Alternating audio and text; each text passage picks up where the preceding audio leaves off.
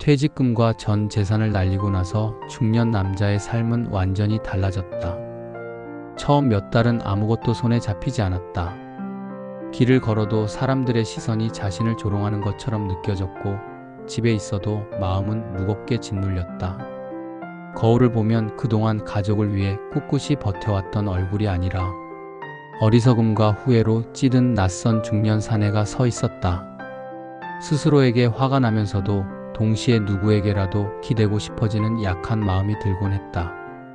하지만 예전처럼 술자리나 친구에게 달려갈 수는 없었다.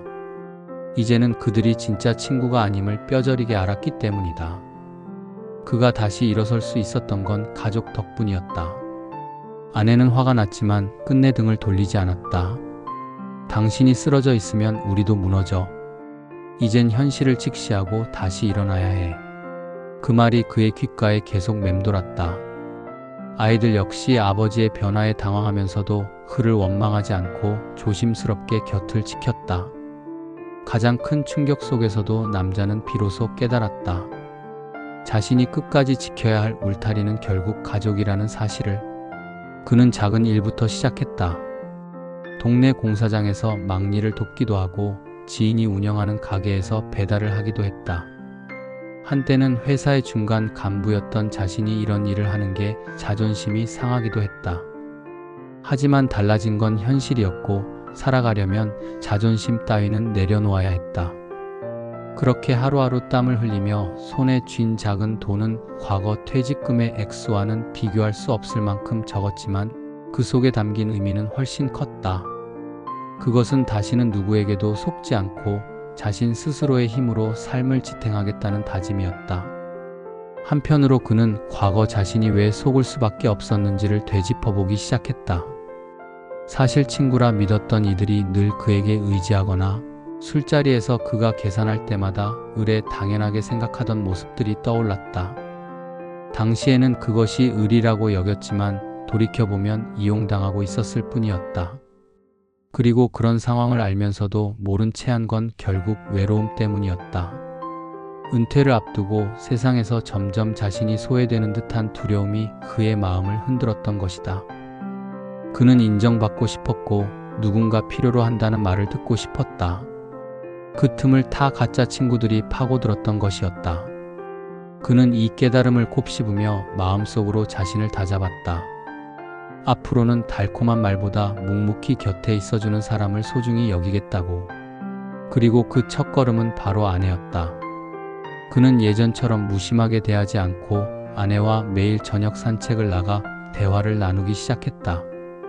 그동안 일과 돈 문제로만 대화를 하던 두 사람은 조금씩 서로의 속마음을 나누며 다시 가까워졌다.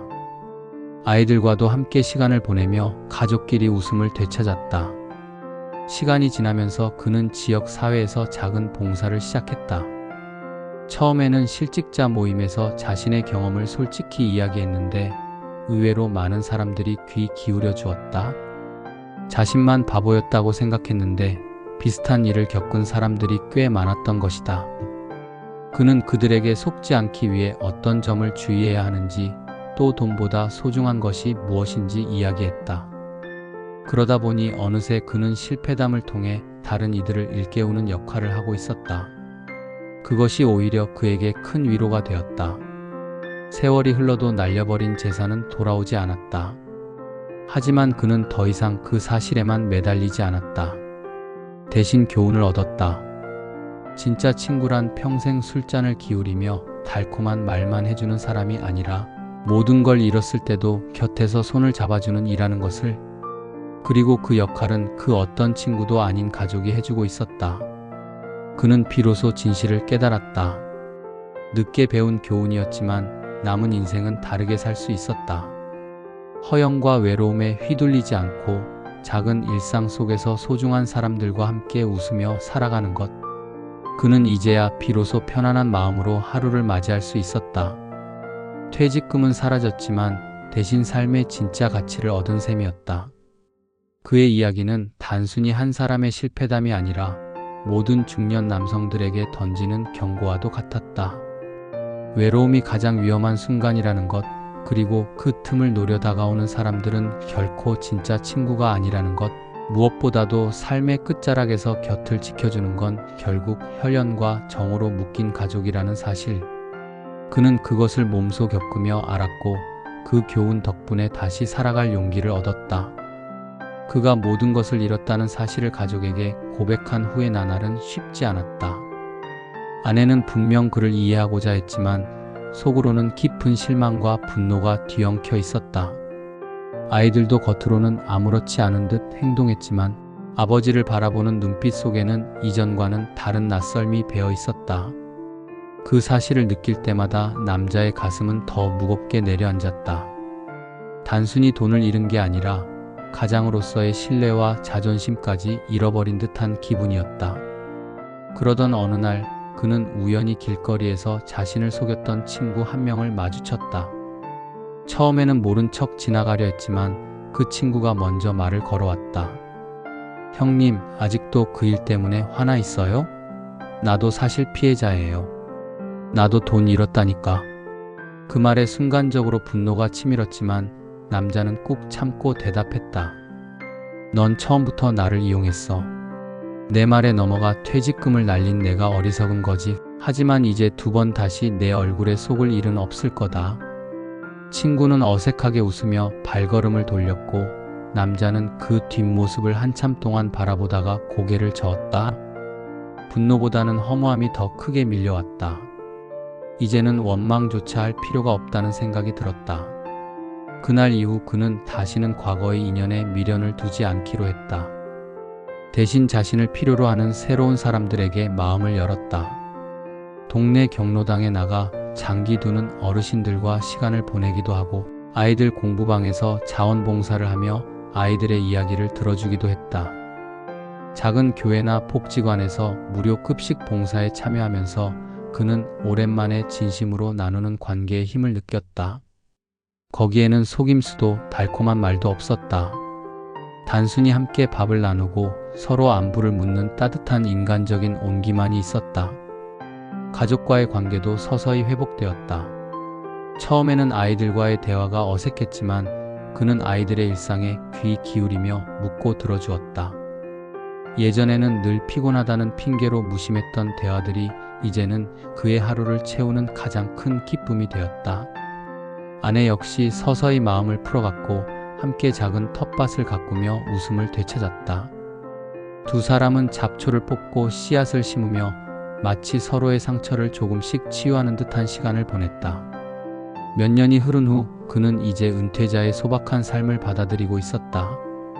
아침이면 시장에 들러 저렴한 채소를 사고 오후에는 근처 도서관에 가 책을 읽거나 노트를 꺼내 글을 적었다. 그는 자신이 겪은 일을 짧게 기록하기 시작했는데 그것이 점점 이야기가 되어 지역 신문에 희고되기도 했다. 퇴직 후 소가 전 재산을 잃고 깨달은 인생의 진짜 가치라는 제목의 글은 많은 사람들에게 반향을 일으켰다. 몇몇 중년 독자들은 그에게 연락을 해와 당신 이야기 덕분에 나도 정신을 차렸다라며 고마움을 전했다. 그것은 돈으로는 살 수 없는 값진 보상이었다. 세월이 더 지나 노년이 된 그는 이제 손주들과 함께 시간을 보내며 때때로 과거를 돌아보곤 했다. 만약 그때 친구들의 말에 속지 않았다면 더 여유롭고 편안한 노후를 보냈을지도 모른다. 하지만 이상하게도 그는 크게 후회하지 않았다. 만약 그런 아픔을 겪지 않았다면 진짜와 가짜를 구분하는 눈도 뜨지 못했을 것이고 가족의 소중함도 깊이 느끼지 못했을 것이기 때문이다. 그는 조용히 속으로 중얼거렸다. 돈은 잃었지만 그보다 중요한 걸 얻었지. 나를 속인 건 그들이었지만 끝내 나를 일으켜 세운 건 가족과 내 스스로였어. 그의 눈가에는 주름이 깊게 패였지만 그 속에는 더 이상 후회나 미련이 아닌 평온함이 자리 잡고 있었다. 이제 그는 다른 이들에게 말할 수 있었다. 진짜 친구란 많지 않다는 것, 때로는 단 한 명도 없을 수도 있다는 것. 그러나 그것을 깨닫는 순간 진짜 소중한 것이 무엇인지 알게 된다는 것. 그리고 인생 후반부를 지탱하는 건 결국 스스로의 용기와 가족의 곁이라는 사실을. 그의 인생은 실패로 시작해 교훈으로 이어졌고 마지막에는 평온으로 마무리되었다. 듣는 이들로 하여금 긴 여운을 남기며 이 이야기는 마치 한 편의 드라마처럼 중년 남성들의 마음속 깊은 곳을 울렸다. 그동안 일과 돈 문제로만 대화를 하던 두 사람은 조금씩 서로의 속마음을 나누며 다시 가까워졌다. 아이들과도 함께 시간을 보내며 가족끼리 웃음을 되찾았다. 시간이 지나면서 그는 지역 사회에서 작은 봉사를 시작했다.